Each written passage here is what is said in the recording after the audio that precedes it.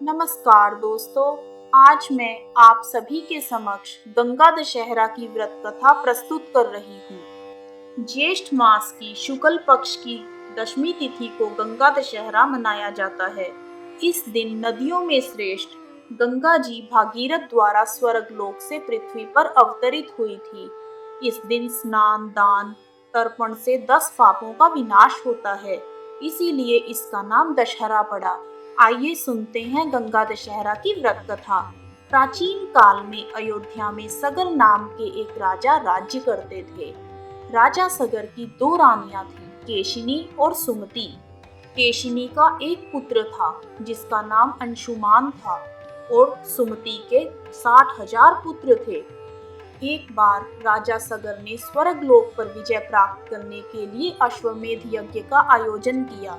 यज्ञ के लिए एक घोड़े की जरूरत थी, जिसे इंद्रदेव ने चुरा लिया। सगर ने अपने 60,000 पुत्रों को घोड़े की खोज में भेज दिया। अंत में उन्हें घोड़ा पाताल लोक में मिला, जो कपिल मुनि के पास ही बंधा हुआ था। सगर के पुत्रों ने सोचा कि कपिल मुनि ने ही घोड़े को गायब किया है, इसलिए उन्होंने कपिल मुनि का अपमान किया। तपस्या में लीन कपिल मुनि ने हजारों वर्ष के बाद अपनी आंखें खोली और उनके क्रोध की आग से सगर के 60,000 पुत्र जलकर भस्म हो गए। सगर के पुत्रों की आत्माओं को मुक्ति नहीं मिली, क्योंकि उनका अंतिम संस्कार नहीं किया गया था। तब सगर के बड़े बेटे अंशुमान और पोते ने पूर्वजों की आत्माओं की मुक्ति का बहुत प्रयास किया, परंतु कोई सफलता नहीं मिली। भागीरथ राजा सगर के पड़पोते थे। उन्होंने अपने पूर्वजों को मुक्ति दिलाने का प्रण किया और घोर तपस्या में लीन हो गए। इस प्रकार तपस्या करते करते कई वर्ष बीत गए। तब ब्रह्मा जी प्रसन्न हुए तथा गंगा को पृथ्वीलोक पर जाने का वरदान दिया।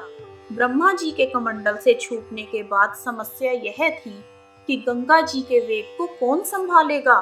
विधाता ने बताया कि भूलोक में भगवान शंकर के सिवाय ऐसा कोई भी नहीं है जो गंगा के वेग को संभाल सके। इस आदेशानुसार भागीरथ को एक पैर के अंगूठे के बल खड़ा होकर भगवान शंकर की आराधना करनी पड़ी। शिव भगवान प्रसन्न हो गए तथा गंगा को धारण करने के लिए अपनी जटाओं को फैला लिया। गंगा जी देवलोक से छोड़ दी गई और शंकर की जटा में गिरते ही विलीन हो गई।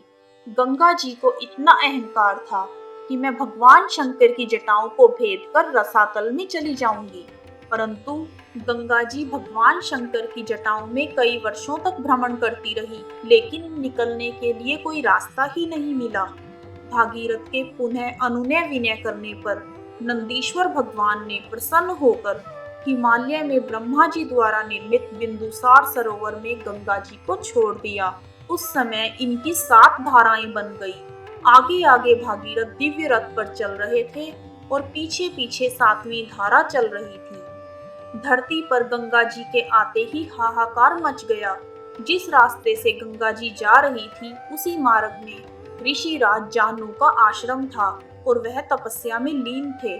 तपस्या में विघ्न देखकर उन्हें गंगा पर क्रोध आ गया और वह गंगा जी को पी गए।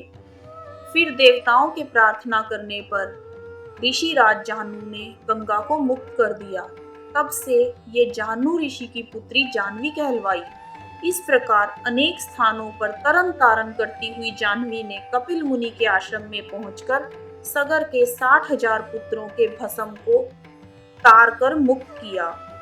उसी समय ब्रह्मा जी ने प्रकट होकर भागीरथ के कठिन तप तथा सगर के 60,000 पुत्रों के अमर होने का वरदान दिया और यह घोषित किया कि भागीरथ का गंगा जी को धरती पर लाने में विशेष योगदान है।